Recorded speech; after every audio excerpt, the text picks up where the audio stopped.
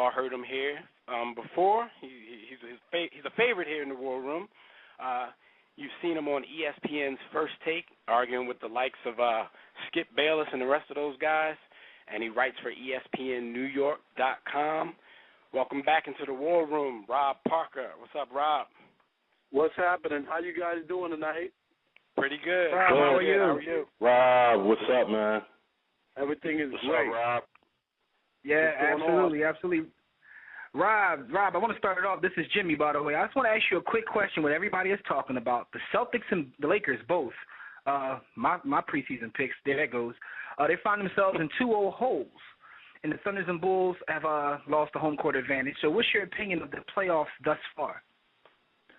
It's been surprising so far. Not so much the Miami-Boston. I mean, I know a lot of people are making a big deal out of that. I just have to wait to see when the Celtics come home how they play. I know they didn't play great in Miami, but I expected Miami to hold home court, and win games there. So that wasn't that shocking to me. The Lakers is the most shocking thing I've seen because and not even game one. Game two where they know they can't really afford to lose another home game and come out with a lackluster performance like they had last night. That was kind of surprising. So, and then the same thing, the Bulls. I haven't been buying the Bulls all year. It's Derrick Rose and a lot of other guys. Carlos Boozer obviously that turf toe must really be bad because he looks really bad. And then the Thunder and Memphis, it's just a little different talking about Oklahoma City and Memphis, but they got good teams and they got good young players, So it's been a different kind of playoff so far. Okay. Right, so this is Devin, Rob. So that's what you think of the playoffs so far. So while we're standing here with all the series where they are, how do you actually think it's going to shake out? Like, what are your predictions? Who's going to represent the East? Who's going to represent the West? And who's going to win that trophy this year? You know what? Unless Pau Gasol is hurt or there's something there that I don't understand because he's playing like he's hurt, like something's wrong with him. He's a much better player than he's played last year. In the playoffs, he had 20 and 11. He averaged 20 and 11. This year's 14 and 8, and I'm talking about a bad 14 and 8. So I still like the Lakers, and I still like Boston. I still think those two teams could wind up there. I know everybody thinks it's crazy because they're both down 0-2, but I still think both of those teams can make it. I know they're older, and I know they're banged up, and I don't trust Dallas. I mean, obviously I give Miami a better shot than Dallas. I'm not a big Dallas fan. I've seen this team choke before. Don't forget the NBA Finals in 2005. They won the first two games in Miami and never won another game. So I'm not that sold on Dallas yet. Okay. Well, Dirk, I mean, he has a history, and he has a reputation for kind of laying down in big situations. But at this point, Dirk is looking a little unstoppable. I mean, it's the matchups, but but the only thing I would say about that is if the Lakers and even the Celtics had played well and lost, then I would buy more into it. I just don't think either of them played well. I remember the same thing happened in the Boston Knicks series. Everybody said, "Oh, Boston, the Knicks could have won the first two games." Well, Boston really didn't play well at all in those two games. And I said they had a good game in them, and they came to New York for Game 3, and they blew the Knicks out right out of the box. So I'm just saying, if the Celtics play a good game and lose in Boston, obviously it's over. If the Lakers play a good game and get beat, then I'll say it's over. But those teams haven't played up to their potential. If they both play up to their potential, there's going to be 7-game series. And then you got Ron Artest being suspended for Game 3, so that's going to be a hurdle the Lakers have to jump over. So. Yeah, it will be. I think it's kind of lame. I mean, I know it's the end of the game and it didn't look good, but I didn't think he got thrown out the game. It's so sensitive in the NBA. You can't do anything. I don't think it was that terrible. He didn't have a closed hand. I just think that David Stern sometimes goes overboard with that stuff. He got thrown out the game. That's enough. It wasn't that bad. Yeah, it was David Stern being the dictator. I think he felt the pressure to do it because it seemed like everybody was reporting this morning, like, yeah, Ron Artest probably should be thrown out for Game 3. And then you know how he probably hears all the time that they may have a Laker bias. He probably did it just from the pressure, and he shouldn't have done it. But nope, I agree. Shouldn't have been done, but who knows? You know, that stuff is always fishy to me anyway. We got a fellow conspiracy theorist in the house. We agree. Rob, this is Brad. Just to change gears a little bit, the NFL draft just happened. What are your thoughts on Cam Newton being taken with the first pick overall? I was glad to see it. I think he deserved to be the first pick. When you play that well in college, win a national championship, and do the things, and this wasn't like some undersized guy or some guy who, you know, you really question whether or not he had the stature to play in the league. I don't think that was the issue. And most of the stuff that they talked about, the off-the-field kind of stuff, that's all nonsense to me. Can the guy play?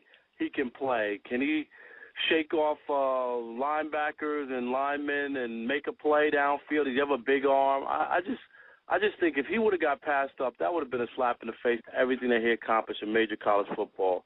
And I think he deserves that. The way that they give guys the benefit of the doubt, white quarterbacks, I just think that he should have been the number one pick, and I'm glad he was.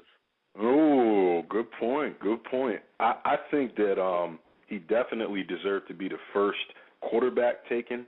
I thought the quarterback class overall was kind of weak, so I thought maybe there should have been another position drafted at that number one spot, but there's a bias towards quarterbacks anyway, so. But they needed a quarterback, though. You know what I mean? You're talking about a team that really needed a quarterback, so it only made sense. And if you pass up on a guy like that, and he winds up being, you know, a big-time player in the league, it'll be crazy to pass up when you need a quarterback. Jimmy Clausen, it was pretty obvious that guy is not going to be good enough to do the job, right? So I think they made the right decision. Yeah. Hey, Rob, this is Akil. Hey, I have one for you.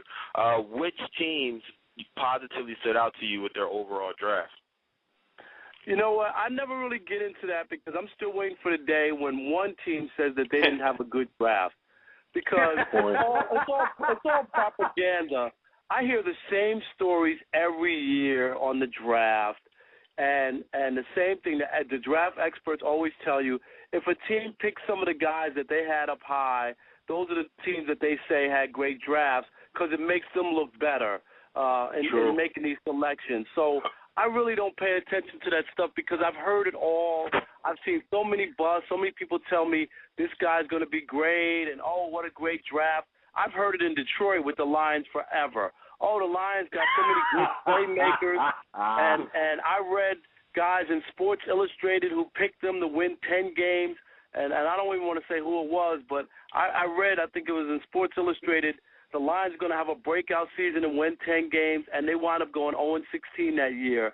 So much of that stuff is just propaganda and people trying to step out and predict or say something so that they could come back and say, I told you they had this and that. And I think most people really just don't know. And I love a lot of the guys, and, like, you know, you talk to people who just haven't seen these guys play enough to make a call on them. So I always stay away from that. You know why? Because I haven't seen enough of these guys really play, except for the big-time guys.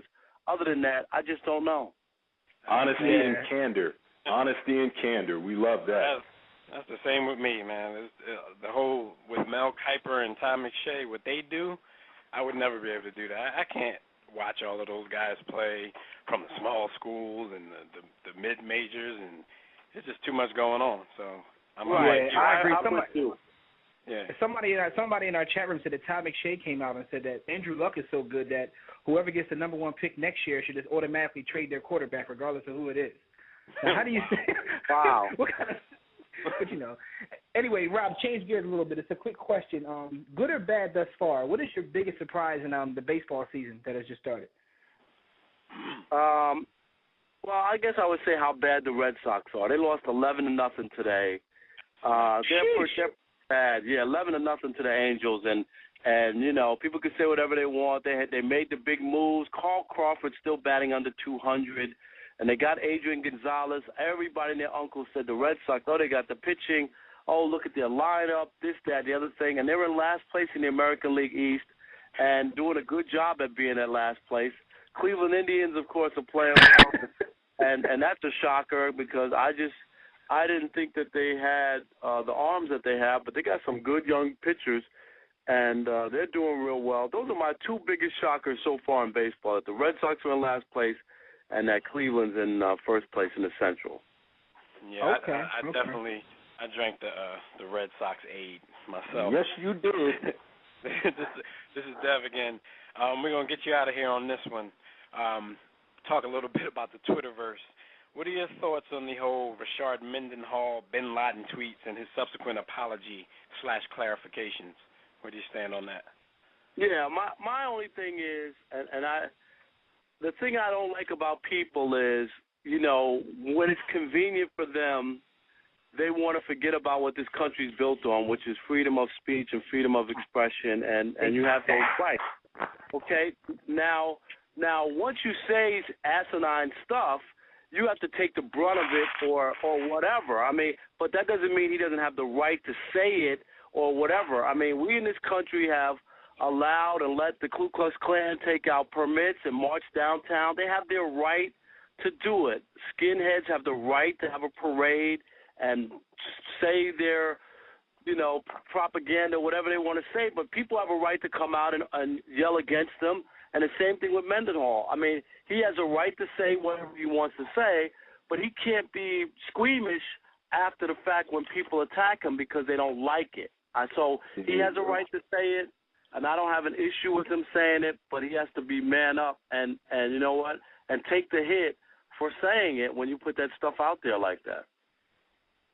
Yeah. We're going to speak about that whole situation towards the end of the show. I mean, it wasn't supposed to be, but it kind of turned into our main topic this week. But, Rob, once again, man, we thank you for coming on, and we see you on your next visit, so you can all right, come I on appreciate it. and spread the gospel. Oh, when you going to be on the show?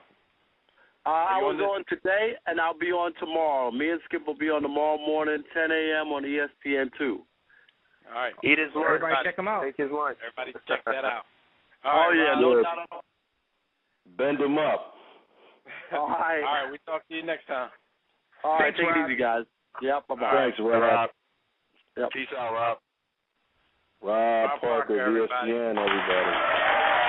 Wait, it's the war room with 5 nights at the round table. 5 Philly guys diversified and educated.